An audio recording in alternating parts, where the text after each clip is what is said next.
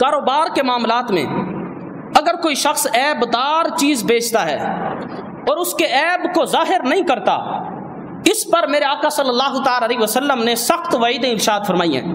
اگر آپ کوئی چیز بیچ رہے ہیں، اس میں کوئی عیب ہے، اس کو بتا دیں بھائی اس میں یہ عیب ہے۔ اس سے ایک تو آپ کے کاروبار میں، آپ کی دکانداری میں اللہ برکت عطا فرمائے گا، دوسرا اس کا فائدہ یہ بھی ہوتا ہے کہ گاہک جو ہوتا ہے اس کو آپ کی ایمانداری پر یقین ہو جاتا ہے کہ یہ بندہ کھرا مال بیچتا ہے، جو عیب ہے یہ بتا دیتا ہے۔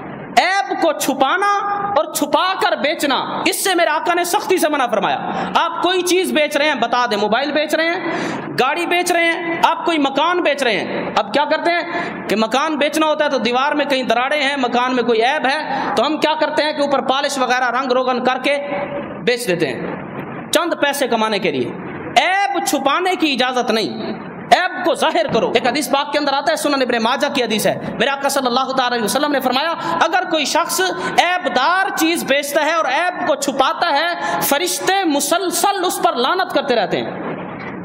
عیب کو چھپانے کی ہرگز اجازت نہیں۔ اور نبی پاک علیہ الصلوۃ والسلام نے فرمایا تھا من غش فلیس منا، جو شخص لوگوں کو دھوکہ دے وہ ہم میں سے نہیں ہے، یعنی وہ مسلمانوں کے طریقے پر نہیں ہے۔ مسلمان کیا ہوتا ہے؟ وہ کھرا اور ستھرا ہوتا ہے، وہ ہر چیز صاف ستھری کر کے لوگوں کے سامنے پیش کرتا ہے۔ اگر آپ کوئی چیز خریدتے ہیں اس میں عیب نکلتا ہے اور جس نے آپ کو بیچا ہے اس نے اس کا عیب نہیں بتایا تو شریعت خیار عیب دیتی ہے۔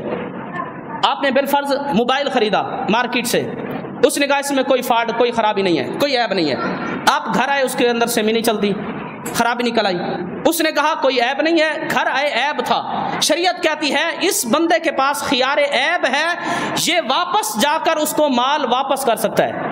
شریعت کی طرف سے یہ قانون ہے۔ اگر اسلامی ریاست ہو اور اسلامی قوانین چلیں تو تاجروں پر باقاعدہ سختی کی جائے گی کہ عیب دار مال بیچتے وقت اگر وہ عیب کا اظہار نہیں کرتے تو خریدار جو ہے اس عیب دار مال کو واپس کر سکتا ہے۔ یہ شریعت کا قانون ہے۔ باقاعدہ میرے آقا صلی اللہ تعالی علیہ وسلم نے عیب کو ظاہر کرنے کا حکم دیا۔ مدینہ پاک کی منڈی میں حضور تشریف لائے، ایک شخص نے غلے کی ڈھیری لگائی ہوئی تھی، گندم کی ڈھیری۔ حضور علیہ الصلوۃ والسلام گزرنے لگے تو میرے آقا نے بازو اوپر چڑھائے اور اس گندم کی ڈھیری کے اندر اپنا مبارک ہاتھ مارا، اور ہاتھ جب باہر نکالا تو حضور کے ہاتھ پر پانی تھا۔